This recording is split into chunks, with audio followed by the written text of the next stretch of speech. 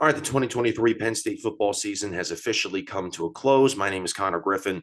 Just wanted to get on here and give some thoughts, maybe rant a little bit about this Penn State football season, add some more context to it, discuss the ups and downs of it. There were a lot of downs, and maybe look ahead to 2024. Talk about the Peach Bowl as well. We'll discuss, and we'll just get into that right now. But it won't be a whole lot of X's and O's and the strategy and what I thought of the calls and what I thought of this play, that play. That's just not what it's going to be about, because at this point of the recording, we're 2 days past it. And I think when I post this, it'll be 3 days past. You guys have dissected all of this already. So just general thoughts about the game. I think you could boil this game down to one thing, and it's that Ole Miss had dudes on the outside at receiver, and we did not, which has been the story of this entire year.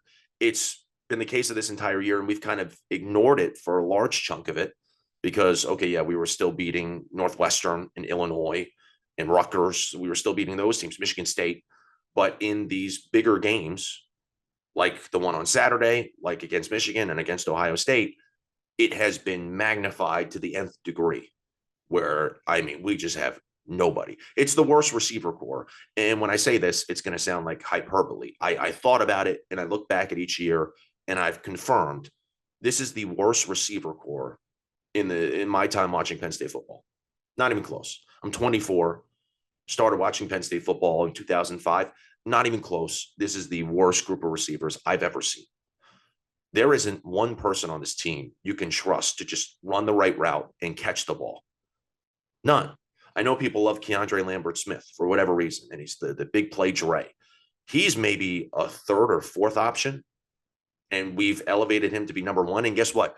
He's been irrelevant. He's completely disappeared in the back half of the season. These last 4 games, nowhere to be seen. Not one person you could trust to run a route. Not one person you could trust to catch the ball. Not one person you could trust in a 50-50 scenario where you got to high point it. Maybe you have to fight a little bit with a corner to go up and grab it. I mean, that's miles away. We're not even close to that. And yeah, if we get Fleming in the offseason, that would be great. I would love to have Julian Fleming. He's a good set of hands, but I don't know if he's a deep threat. I don't know if he's going to be that great in those tight scenarios against a corner where it's, one man's got to want it more and go get it. I don't know if he's that kind of guy. I haven't watched a whole lot of him. But, yeah, we just need one person for Drew. Just one person for Drew. That's all I ask. And I feel terrible for Drew because we thought that, okay, maybe Dante Cephas could be a guy. Didn't play. Apparently got beat out by Liam Clifford, who, by the way, was our first receiver to register a catch on Saturday. And I believe it was in the fourth quarter. Maybe it was late third, but I believe it was the fourth quarter. So Dante Cephas, we thought was going to be able to help this group out. No. Malik McClain, no. Wasn't targeted once on Saturday. Just wasn't open.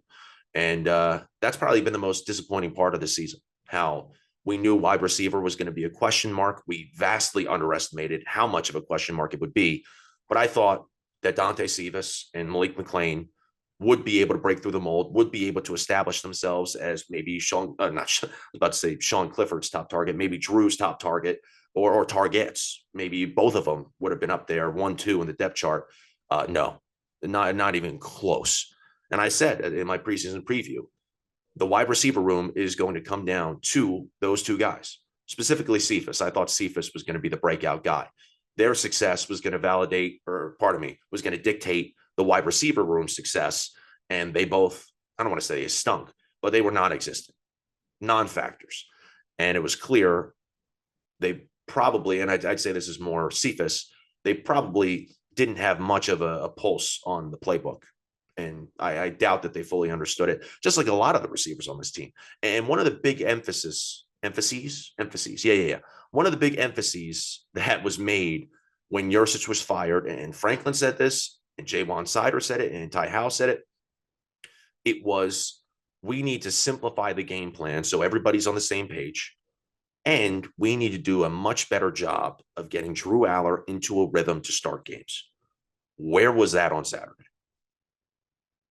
Where were the quick passes, the short passes, the passes that could get him into a rhythm? And then, okay, now we can dial up those longer plays downfield.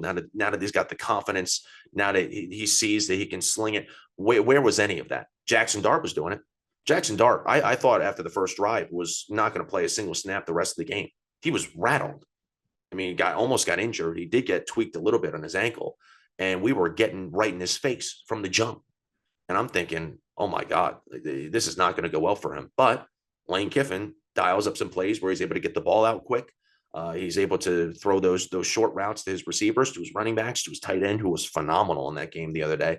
And he got into a good flow, and he was able to torch us after that. There's been none of that for Drew Aller, dude. He has not been put in any situation to succeed this year. And the receivers, he doesn't have a single person he can rely on. So for anybody who says, oh, Drew Aller sucks, Bo Perbula should be the quarterback one. He should be in there instead of Drew. Okay. Bo can run, which, by the way, I don't trust Drew Aller running. I don't like it when he pulls off and runs. But the way he's been able to improvise with his feet, it's been more shocking. And it's been more impressive than I could have ever imagined. I thought he was really going to struggle getting outside of the pocket. But in the back half of the season, he's really improved in that area. And they were even dialing up QB draws, which I don't agree with. But you got to give him credit. He's expanded a little bit in that regard. But still, Bo clearly is the better natural runner. He does have those similarities to Trace McSorley. But that is still not changing the fact that we can't put quarterbacks in a good position to succeed, at least this year. And the receivers are garbage. Okay, he can run. He's still throwing to the same mid receivers. They might even be worse than mid. We're still throwing to these same guys on the outside who cannot make plays. Jackson Dart had guys who can make plays, and he was able to put them in situations where the ball was right where it needed to be, where they could be fast enough, physical enough, aggressive enough, go up and make a play. And they did. They had three guys like that. And it's not like they're Marvin Harrison Jr. They're just receivers. They're just receivers. This is the worst group of receivers I have ever seen from Penn State. No hyperbole, no exaggeration. They are god awful. And I don't know how you could possibly, again, even if we do get Fleming in the offseason, I don't know how you could possibly transform that room heading into 2024.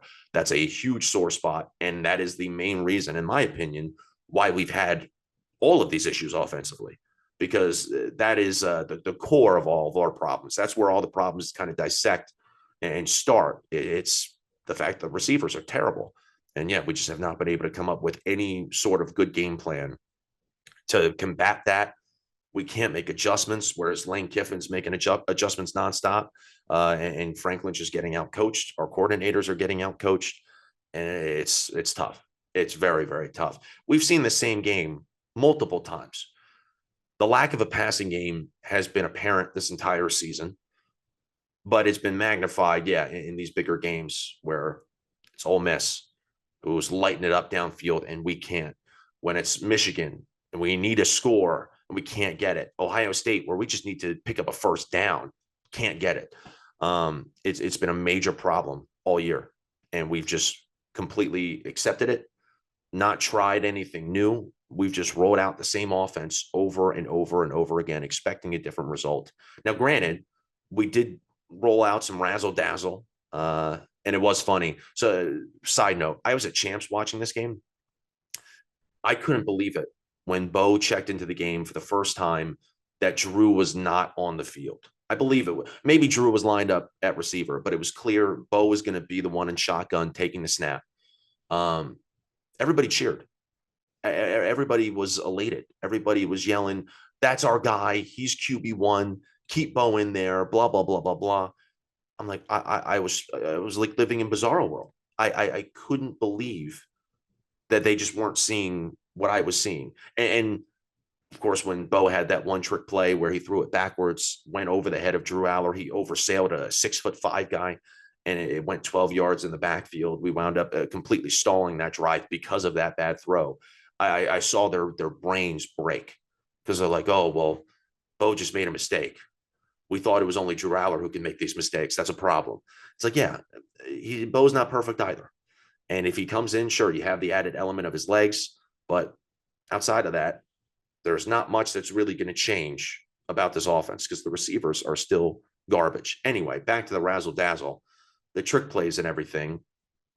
If you take out the crazy Drew Aller throw where he's throwing it across his body. I don't know if it got tipped or it was almost tipped. And Tyler Warren makes this insane one-handed grab, and he's able to scamper for 70 yards downfield to get us inside the red zone. I think it was inside the 5. If you take that play out, and then if you take out the play where Bo is faking the pass to, I think he was faking it to Drew, and then he throws the bomb downfield to Nick Singleton. Nick Singleton gets into the end zone. If you take those plays away, our offense sucked entirely. Like, it was a miracle that we got to 17 points and then we were able to tack on an extra touchdown in garbage time that didn't mean anything. It was a miracle. And I don't want to take anything away from that trick play to Nick. I give them credit for being aggressive and for coming up with that play during the 3-week break or whatever it was. And I give the players credit for executing all that stuff. But if you just focus on lining up and running our normal offense, it was the same exact thing that happened against Michigan. It was the same exact thing that happened against Ohio State, where we just suck. And in the other games this year, we relied on our talent and just our superior ability against the Northwesterns and the Illinois and all of them. We could rely on that stuff to make the scoreboard look a little bit better. But those problems were still there. The passing game is awful, and it's created so many problems. And I thought that we would run the ball more. Nick and Catron were able to really get going in that first drive. We kind of abandoned that. And I realize now, I said I really wasn't going to talk much about the Peach Bowl. I'm just ranting about it all. This entire video has been Peach Bowl. So I'll get off of it in a second. But yeah, everything just goes back to the wide receivers. They're bad. And the coaches have not found a way to offset that after 13 games, which is just a major, major bummer. And it's why I say this season has just been a colossal disappointment, because there's been zero improvement. When it comes to the defense, their worst game. But yeah, I mean, you had your best edge rusher opt out, and we'll get to that in a second. Your 2 best corners opt out. Adisa Isaac, he stopped playing in the second half. And then Abdul Carter, who was having an incredible game, probably his best game of the year. The type of game that we were expecting a lot this year and we just didn't get. It clicked for him in this game, and then he gets injured and has to come off the field. So we were very, very shorthanded, and it was our first game without Manny Diaz. We had somebody completely new calling plays. And when I say completely new, Poindexter obviously is not completely new, but in terms of the play callers, yeah. When has he called plays for us in the past 2 years? He hasn't. It's been all Manny Diaz. And yeah, there were a lot of adjustments and a lot of things that were thrown at us coming into this game. And then once the game got into it and we're pulling players and Abdul gets hurt and all that stuff, it was going to be a very hard task to go up against that prolific of a passing game. And yeah, Jackson Dart played phenomenal. The receivers played phenomenal. The tight end, as I said, was phenomenal. There was nothing we were going to be able to do. I actually thought Cam Miller, to start the game at least, was in very good position on a lot of those throws. A lot of the plays where he was beat and the receiver just went up and made a good play. I thought Cam Miller did a pretty good job. He's undersized. He's inexperienced. Not much that you could really do in a lot of those balls. But then he had one play in the end zone where he broke up the pass and he did the seatbelt strap or the sword, whatever it is. And I was like, okay, dude, I'm out on you now. I was supporting you, but you've been getting toasted all game. You can't be doing that celebration after one good play you had. And then sure enough, he wound up getting burnt on 2 or 3 plays after that were really, really bad and truly his fault. So it was outrageous. It was the Cam Miller game. They clearly were targeting our inexperienced secondary. And again, it's credit to Lane Kiffin. Spotted a weakness, made the adjustments to exploit those weaknesses. We got outcoached. And there was nothing that the defense was going to be able to do to win us that game. It just came down to the offense needing to put up more points, and we couldn't.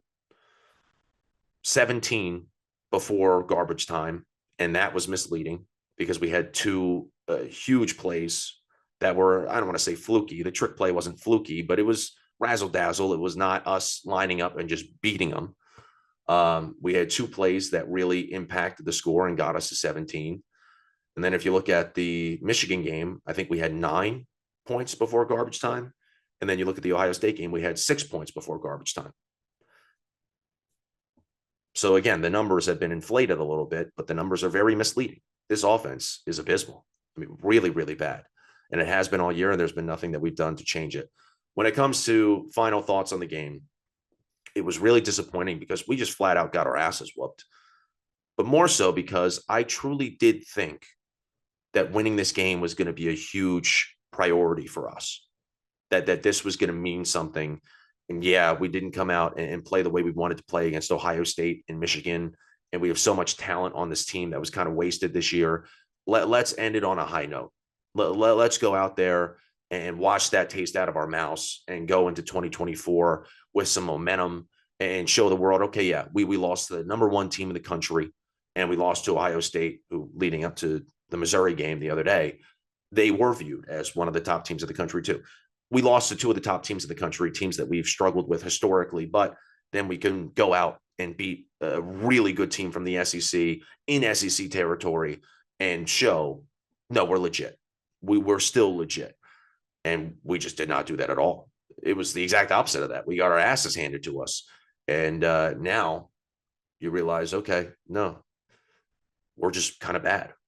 And we were able to slip through again because we had more talent and more players than a lot of these teams that we faced on our schedule. But yeah, I don't know how many teams in the country would do that to us, like Ole Miss just did. I know all these teams in the playoff would. I know Oregon would light us up. I know, like, it's outrageous how bad this team is compared to what I thought the expectations for this team were going to be coming into the season, what I thought they were going to be able to accomplish. But anyway, I thought that this was going to be a game that meant a lot. First program to ever win all 6 New Year's 6 bowl games, another 11-win season, so on and so forth. And it seems like we just did not approach it the way any of us had expected. Because part of why I thought this was, you saw leading up to the game, what was it? It was only Johnny Dixon and Chop who had decided that they weren't going to play. 2 huge losses, don't get me wrong. But Olu was still thinking about playing. Kalen King was still thinking about playing. All these guys who came out in the second half, there was never any indication that they were going to be, not in the mix, especially when it was a 3-point game. It was 20-17 at halftime, and we're pulling our star players. What? There was never any indication of that. I thought everybody was going to be on board. I thought the morale was great. I thought everybody's body language was going to be great coming into this game. And I just saw a team, and you never want to say, oh, they just didn't want to be there, or the other team wanted it more, because it's cliche. So I'm not going to say that. But it was very evident that Ole Miss simply put more of an emphasis on winning this game, because it did mean a lot to them. Only had one player opt out on their side. It was the first time that they ever had a shot or ever had a legitimate real shot of winning 11 games. And obviously they did that. First time in program history. They have all these transfers coming in. The lane train is getting up and going, and people are saying, oh, come to the SIP, stay at the SIP. They could be a very formidable opponent to Alabama and Georgia next year. This was a good way to springboard them into 2024. They wanted it. They needed this win. And I thought that we kind of needed it too. But again, based off of how many people opted out, based off of the strategy with all that, that was never the priority of this game. And I feel bad for the fans who traveled all the way down here, or not down here, down to Atlanta. Shout out to Cam, my buddy who I follow on Twitter. He put out a tweet today I saw, and I don't know if I would go this far, but it's a valid reason for the point he was making, where he was like, James Franklin should be ashamed of what he did. Because again, leading up to this game, it was only Chop and Johnny Dixon who weren't playing. Everybody else, it seemed like they were a full go. And instead, we wind up in a situation where we're pulling Caden Wallace, Theo Johnson, Curtis Jacobs, Adisa Isaac. We're pulling them going into the second half when it's a 20-17 game. And for the record, and I might have said this before, I apologize if I am restating something I already said. I've been rambling so much, I can't remember. But I didn't think we were winning that game when it was 2017. That felt much more drastic than a 3-point deficit. I thought we were cooked right there in the second quarter. I was like, there's no way we're winning this. But it's still a 3-point game. You get the ball back to start the second half, and we're pulling guys, or at the very least, giving them limited reps in the second half. What are we doing? It just made no sense. And so my buddy Cam was like, I spent money on a hotel. I spent money on the tickets for the game. I spent money on plane tickets. And you're telling me that I came down here just to watch us give up on a game in the second half. I see the point. I do see the point. And yeah, we were just completely caught off guard, all of us, because again, I thought that this was going to be a game that we all were looking forward to, and we were going to seriously try and win. And these people who were on the fence about whether I should opt out or not, it seemed like they were all full goes. All the ifs turned out to be, yeah, I'm playing. We had no idea that, yeah, the people who were deciding to play were not going to play anywhere near as much as we thought. This was almost up there. This might have been worse than the 2021 bowl game with all the opt-outs. It was outrageous. I couldn't believe it. Olu in particular, I've never seen anything like that in my time watching Penn State football. The guy, and this is what I've read, I don't know if it's true, but he was practicing with the first team the entire 3 weeks leading up to this game. He then gets dressed in full uniform and is on the sidelines ready to go for the entirety of the game, and he doesn't play. What the hell was that? Made no sense. I don't know if it was a competitive advantage type of thing, or maybe he was the one who decided, you know what, yeah, it's probably best that I don't play, or it was Franklin and him combining on a decision. I don't know what it was, but it was for the record, I don't think he should have played, especially being in the trenches, whether it's for a half or for the full game. That's too much to risk for somebody who's going to be a top 10 draft pick. I don't think you should have played. But if you're not going to play, don't. And I didn't think about this. I was talking to somebody about this yesterday, and I give them credit for this because I hadn't thought about it. I hadn't seen anybody talk about it. He took an entire month worth of first team reps away from the guy who's next up. This is supposed to be about molding this roster. Yeah, it's about, winning this game and giving our seniors and the older guys one last chance to go out there and play together. But it's also about molding the team for next year and getting the younger guys some reps, whether it's in practice or in the game. And he just took all the first team reps and then didn't play in the game.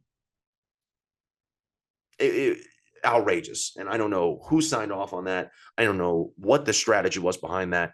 I couldn't believe it. So it was very disappointing to see how, yeah, we just kind of gave up.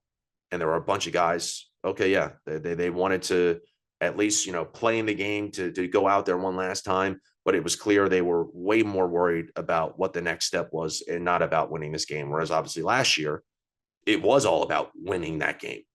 And yeah, it really does stink because Ole Miss, yeah, they clearly wanted to win that game, and they were putting all their chips in winning that game. We weren't. So what are you going to do? Now you head into the offseason. 10-3. You just got walloped in the Peach Bowl. You lost to Ohio State and Michigan. I said in my preseason preview, if we go 10-2, losing to Ohio State and Michigan again, the season's a total failure. Now you add this onto it. It's embarrassing. And people within the fan base are saying this to me. They're like, oh, okay, well, then turn in your Penn State fan card if you're not happy with 10 wins and a New Year's Six Bowl appearance. And there are people probably on the outside who are saying, oh, poor Penn State fan wins 10 games and goes to a New Year's Six Bowl, and he's complaining about how disappointing it was. When you look at the talent on this team, I seriously thought this was going to be the best team that we ever rolled out in the Franklin era by a mile. You look at the talent on the team, you look at the coaching staff, you look at how the schedule is laid out, you look at everything. They should have at least beat Ohio State. I just got done watching the Michigan game. We weren't beating Michigan, regardless of how good we were. And I thought that in the preseason. I thought that especially leading into the game the week before we played Michigan this year. I was like, yeah, well, we're not beating them. And sure enough, we didn't. But Ohio State, I thought we absolutely could have won. And I think absolutely we could have beat Ole Miss the other day.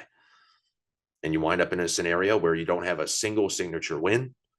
The team never improved. The team struggled in a lot of games. People forget we were tied 10-10 with Northwestern at halftime. That wound up being 41-13. It was the most miraculous cover I've ever seen. They've just been so underwhelming. The way that they've won these games outside of like Maryland or Michigan State, it's been very mundane. It's been very frustrating because with all of the talent that we have, with a 5-star quarterback and the 2 great running backs, and the defense being the best defense I've ever seen from Penn State. It was a national championship level defense, and the coaching staff and the schedule, like I said, but also the amount of money that's being poured into the program. The fact that we have alignment, as Franklin now always says, between him and Pat Kraft and Neely Bendapudi, and we're putting more money into the program and we're getting better facilities, all this stuff. To come out and have a worse result than what we did last year and to look as pathetic as we did offensively in almost every single game, that's a problem. That's a major problem. So I don't have any real confidence. I would have had we won this game the other day, but yeah, now going into 2024, I don't have any confidence that we'll make the 12-team playoff. People keep saying that, oh, well, next year's the year. They're going to expand the playoff. Drew will be another year under his belt. I don't know. Yeah, we don't have to play Michigan, but now you bring in USC, UCLA, Washington. Do we go on the road to Camp Randall next year? I know we play Wisconsin. I think we go on the road.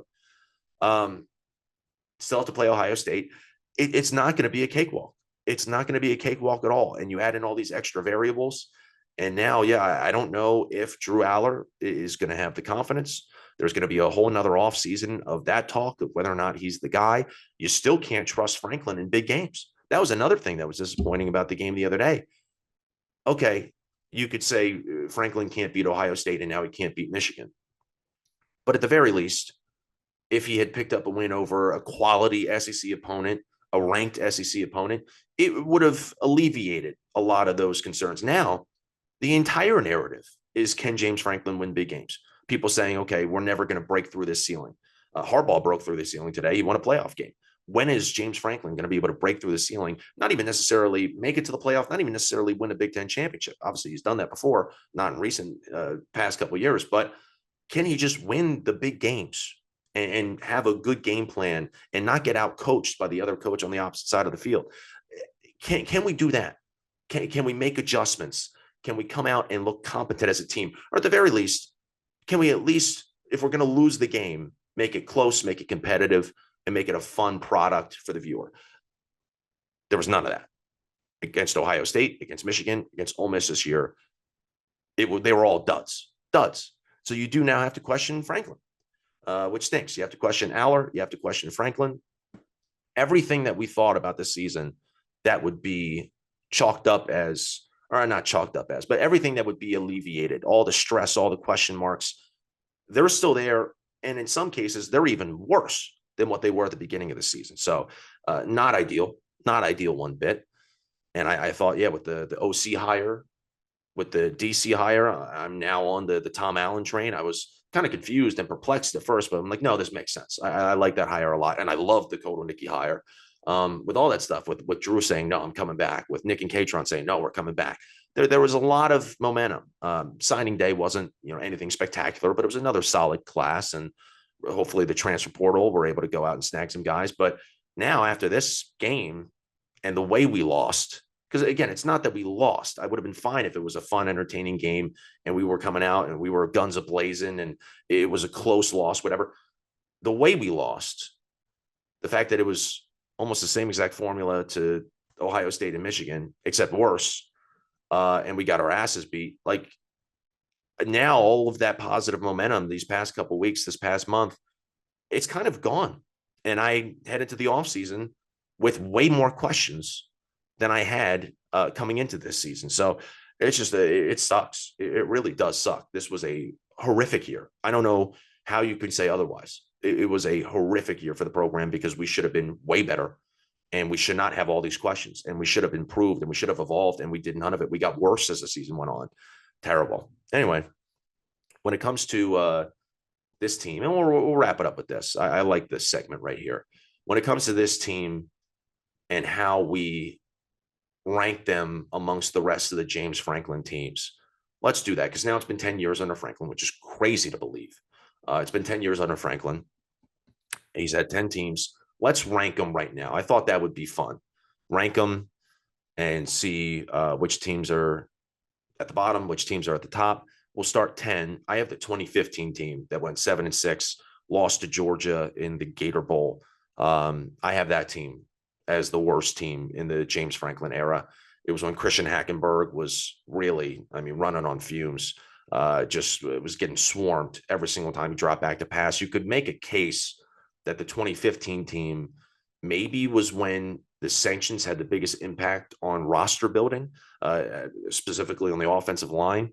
Just nobody to protect them. It was clear that Franklin also, Trace was the more fit for the Franklin style of offense. Hackenberg, pro style quarterback, he definitely favored better, fare better in the Bill O'Brien offense. He was not meant for a James Franklin type of style of offense. So I'd say that was number 10, mainly because they really didn't have many signature wins on top of all their struggles.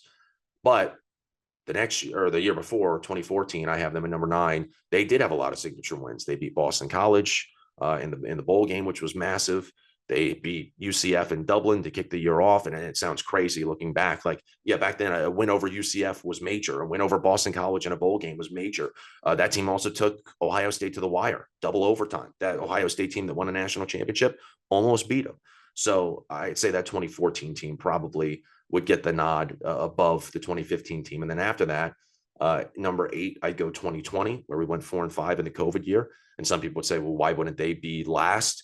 The talent on that team, it didn't work out because of all the external stuff going on. And we were implementing a new offense over Zoom and we weren't tackling in practice. I think for half the year, we weren't even meeting in person.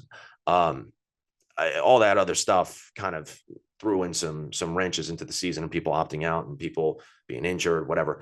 But the amount of talent on that team, you can't deny it. They would have wiped the floor with those 2014 and 2015 teams. And then 7, I have the 2021 team that went 7-6 and lost to Arkansas in the Outback Bowl. That's the one team you never want to say it, and they might not have. They just might not have been that great. To me, that was the one team I felt like Franklin had that just quit on the season, where he just lost the team. You have to give Franklin credit. And I might have said this in a previous video. When we lose, because a lot of top programs, they lose and then the wheels just fall off after that because players stop caring. They're like, okay, well, we're not competing for a national championship anymore. I'm going to focus on me. I'm going to focus on the next step. What comes next after college, all that stuff. We really haven't had that. Last year's team was a perfect example of that, where they stuck together. They got better after those losses. So that 2021 team started the year off 5-0, beating Wisconsin on the road in one of the biggest wins of James Franklin's career, beating Auburn in the whiteout. They go into Iowa and they were up 17-3 over Iowa until Sean Clifford gets hurt and everything just goes off the deep end. It was outrageous how much of a collapse that was once Taquan Roberson came in the game. But even after that game, okay, you're 5-1 with your one loss being to number 3 Iowa on the road at Kinnick. And it was because your star quarterback got knocked out of the game. If he comes back, everything's just fine. And then, yeah, they proceeded to lose, including that Iowa game, 6 of their last 8. Abysmal. And you had, as I said before, all those people who opted out in that bowl game that year. So I probably would put 2021 at number 7. I think that was number 7.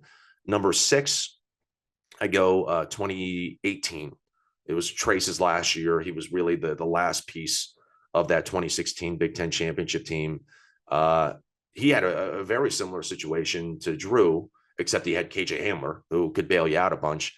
But the receivers that year were not great. DeAndre Tompkins, Brandon Polk, Juwan Johnson. And people say, oh, well, Juwan Johnson, like, big guy, tall guy, pure, natural physique for a receiver. But he transferred to Oregon because it wasn't working out at Penn State. Really didn't have many targets on the outside. We lose Saquon.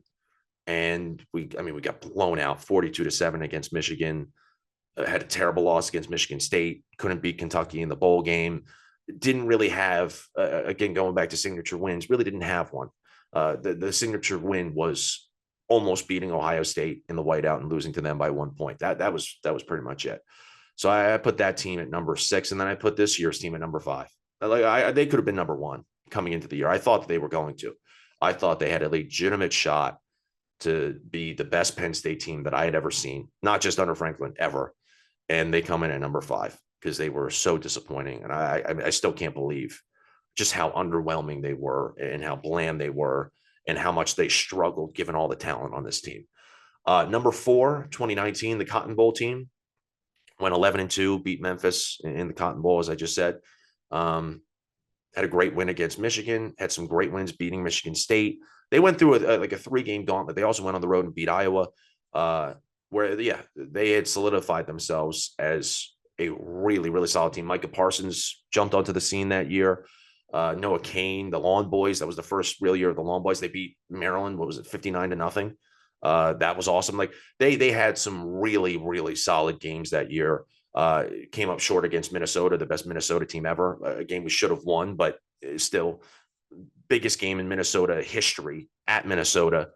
Couldn't come out with a win there. And then, yeah, we lost to Ohio State, but that was a really, really good team. And I thought that was the team that was going to set up maybe a playoff run or a national championship run in 2020. Then COVID hit and things obviously derailed. But number 4, I have that team. Number 3, I have last year's team. I loved last year's team, dude. I loved them so much. Clifford actually had receivers to throw to. Mitchell Tinsley, we completely underestimate how good he was. And he's completely undervalued when it comes to last year's team. Parker Washington, Brenton Strange, Theo Johnson, Tyler Warren, a 3-headed tight end room that was awesome. Nick Singleton bursting onto the scene. That's one thing. Side note, I think Nick Singleton, his longest rush of the year this year was 24 yards. When he's ripping off 87 in the Rose Bowl last year, he's going 70 or 50.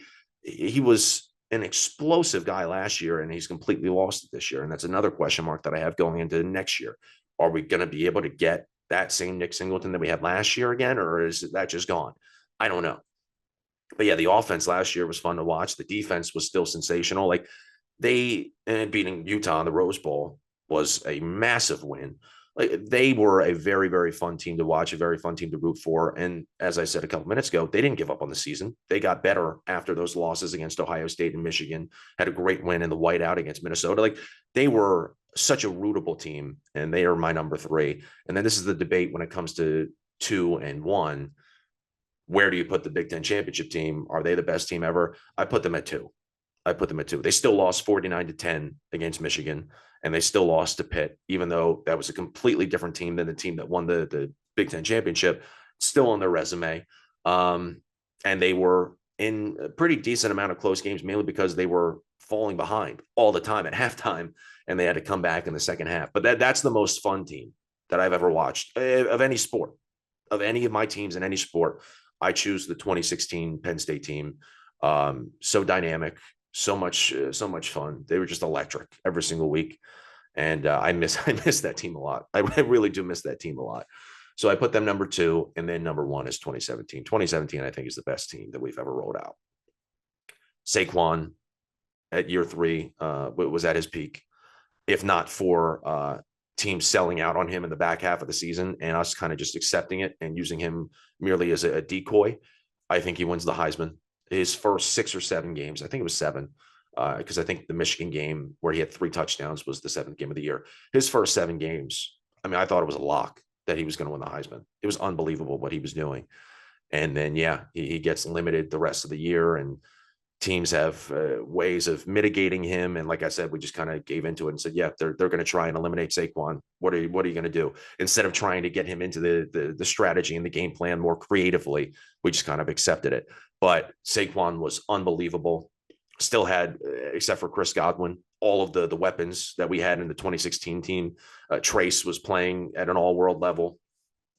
And yeah, I think they played 52 quarters of football. They trailed at the end of 4 of them. And 2 of those quarters were the fourth quarters of the Ohio State game, which we lost, and the Michigan State game that we lost. So they led for 48 out of the 52 quarters that they played. It was unbelievable. They were a dominant team, and it sucks that they fell short.